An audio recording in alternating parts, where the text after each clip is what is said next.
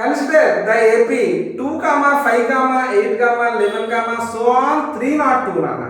So that twice of the middle term of the above AP is equals to sum of the first and last term అని చెప్పేసి అంటున్నారా. So చూద్దాం ఒకసారి. ఆ series ఇచ్చాడు, series లో మిడిల్ టర్మ్ కానీ డబల్ చేసినట్లయితే అది అనేది ఫస్ట్ టర్మ్ కి లాస్ట్ టర్మ్ కి ఓకేనా సో ఈక్వల్ అవుతుంది అని చెప్పేసి చెప్తున్నాడు. సో చూద్దాం ఓకేనా. యా సో అడిగిన సిరీస్ ఏంటన్నా so 2, 5, and 8, 11 so on up to 302 అన్న. మనం మిడిల్ టర్మ్ కనుక్కోవాలంటే మనం n వాల్యూ కనుక్కోవాలి అంతే కదా. సో a ఈక్వల్ టు ఏంట్రా 2 అండ్ d ఈక్వల్ టు 5 - 2 అంటే 3 నాన్న right. So an equal to ఏంట్రా 302 నాన్న. సో n వాల్యూ కనుక్కోవాలి.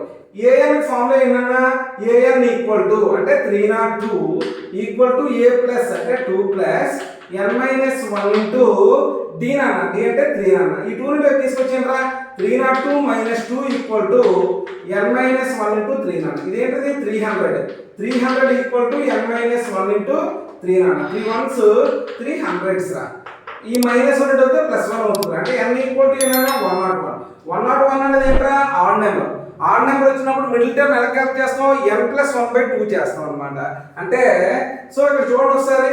అంటే అప్పుడు మిడిల్ టర్మ్ ఏమవుతుందన్నా 101 + 1/2 నాన్న. అంటే 102/2 అంటే ఏంట్రా 50 1th టర్మ్. అంటే మిడిల్ టర్మ్ అనేది ఏమవుతుందా మనకి A51 రా. సో A51 క్యాలిక్యులేట్ చేయాలి. So A51 equal to A plus 50 into D నాన్న. సో ఏ వాల్యూ ఏంట్రా ఏ వాల్యూ 2 ప్లస్ 50 ఇంటూ 3 D అంటే ఏంటన్నా 3 నాన్న. అంటే 150 ఇంటూ 3 అంటే 150 + 2 నాన్న 152 రా. దీనికి కానీ డబల్ చేసాం అనుకో మనకి ఏమొచ్చిందిరా 304 అనేది వచ్చిందిరా.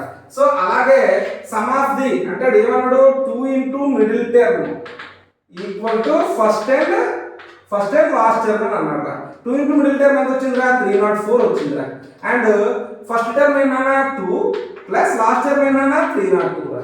అంటే 304 ఈక్వల్ టు 304 అన్న వచ్చిందా లేదా వస్తుంది. దట్స్ ఇట్ ఓకేనా.